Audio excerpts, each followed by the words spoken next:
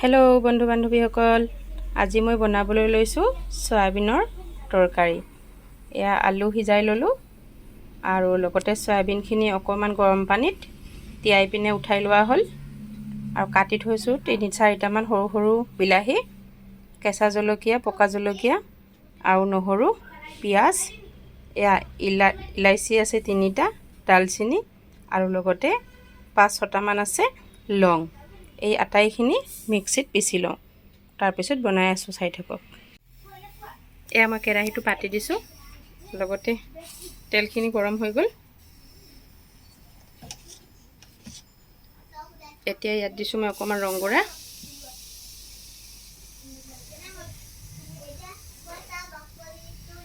আৰু নিমখ। মই ভাজিতে দি দিছোঁ তেলতে।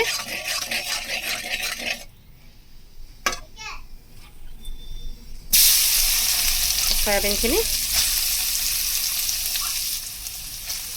দি দিয়া হ'ল।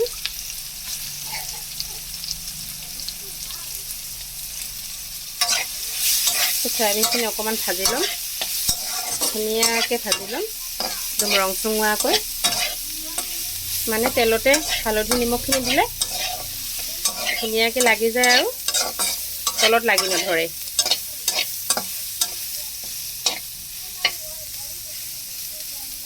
এনেদৰে কম চিমত মই ভাজি ল'ম সয়াবিনটো, প্ৰায় 5 মিনিটমান ভাজি ল'ম। এয়া মোৰ সয়াবিনখিনি ভাজি হৈ গ'ল, কি ধুনীয়াকৈ ৰংচুৱাকৈ ভাজা হৈছে।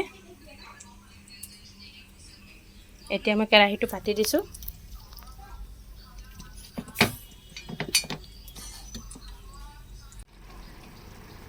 এতিয়া মই মছলাখিনি, তেল গৰম হোৱাৰ পিছত মছলাখিনি দি দিছোঁ। তাত নিমখ, হালধি আৰু জিৰাৰ গুড়া দিয়া হৈছে। এই আটাইখিনি মিহলাই মছলাৰ লগত মছলাখিনি শুকাই নোযোৱালৈকে ভাজি থাকিম। গোটেইখিনি একেলগে ভাজি ল'ম। মছলাখিনি যেতিয়া শুকাই যাব পানীবোৰ, তেতিয়া মই আলুখিনি ঢালি দিম।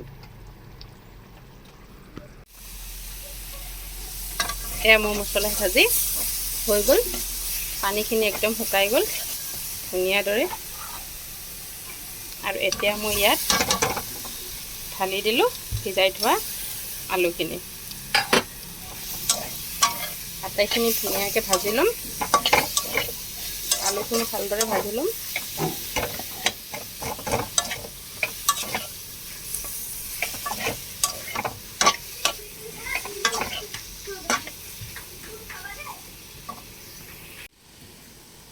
এয়া মোৰ আলুখিনি ভালদৰে ভাজি লোৱা হৈ গ'ল।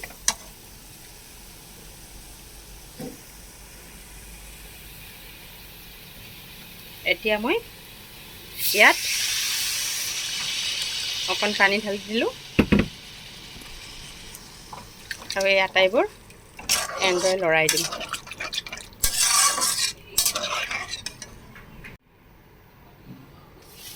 এয়া মোৰ আলুখিনি উতলিলে আৰু